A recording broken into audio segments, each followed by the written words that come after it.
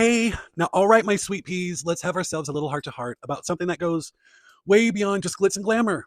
Because here's the thing, you're born with certain physical characteristics, sure, but gender is what you add on top of all that. When you start adding choices, clothing, hair length, makeup, that's not who you are. That's gender. That's a performance. And gender, my darlings, is a performance, just like a play. It's what we put on. And in drag, we're saying it loud and clear. Gender is what we make of it. That is why when RuPaul says, you're born, the rest is drag. That statement is genius, more than people realize. It's like a modern day.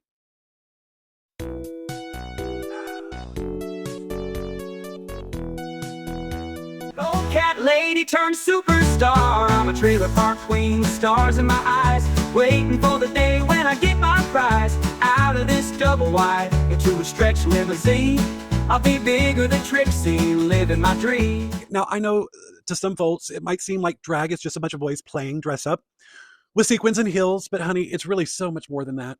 But honey, gender and sex is two very different things. Sex, biological sex is what you're born with. Gender is an expression.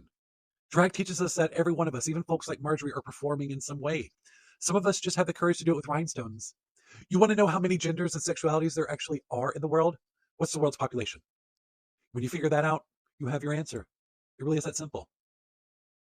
And too often people don't see that. They get all tangled up mixing gender with biological sex and think drag is something it's not. But honey, gender and sex is two very different things. Now, I got to tell you something. Drag isn't just fun and games. It's an art form, a kind of performance that digs deep. It's a way to bend and twist all those gender rules society's been handing out for years. I mean, every time a drag queen steps out on stage, they're saying, look here, gender is what we make of it. It's about throwing out the rule book of what makes a man, what makes a woman. We're showing that everyone has a choice and it's powerful. I mean, look at me. Nothing natural about this hair, this makeup, these nails. But that's the beauty of drag, isn't it? We create ourselves however we want. And that's why it's so powerful.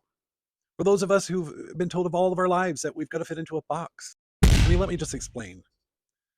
And don't even get me started on how exhausting it is when I'm trying to have an almost intellectual debate, really breaking things down. And the other side just goes, well, because Jesus says so. And I'm sitting there thinking, oh, honey, we were doing so well. That's when you know the whole conversation's just gone up in smoke. I mean, it's such a stupid out. It's so ridiculous. It's like, if you're just throwing that out there to win, then you're missing the whole point. It shuts down any real, legitimate, intelligent conversation. And here's the kicker.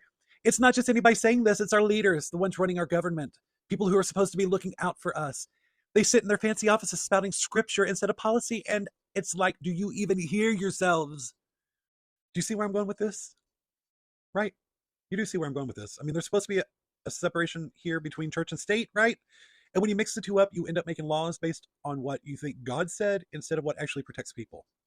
And that's where we queens come in, honey, in our heels, in our sequins, just to remind the world what freedom really looks like. And this isn't just about how we look, it's about who we are.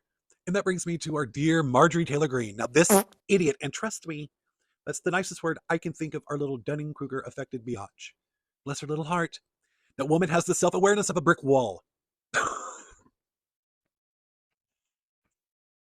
Listen, Marjorie wasn't born with that long, awful, stringy, yellow hair looking like straw on a scarecrow, or that makeup that looks ridiculous with those close together eyes. I mean, it must be difficult making her eyes look like they're farther apart than they are. I mean, she looks just like that Neanderthal. Like, see? And let's not even talk about those tragic pantsuits that scream, I look up conspiracy theories on AOL every Saturday night. No, sugar. She was born naked just like every other boy and girl out there. Just like every last one of us.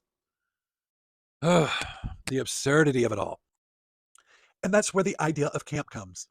Now, I know I got some smart cookies watching, but in case anyone's wondering, camp is all about exaggeration, taking things to their most fabulous extreme. It's big, it's bold, it's meant to be a little over the top. When you see drag queens strutting around with huge wigs and sequins, that's camp. That's camp, honey. It's a way of taking the rules and saying, let's flip them, let's turn them upside down, and let's make them fabulous.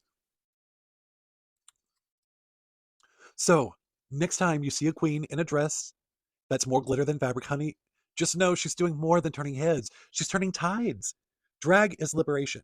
It's about telling the world, I am here and I ain't changing for nobody. It's not about just putting on a show. It's a statement. It's camp. It's political. It's art. And it's a reminder that none of us have to stay in our lane. We get to choose our own lane, sparkle, sequins, and all. And that, darling, that's what makes drag something powerful, something fearless, and something unforgettable.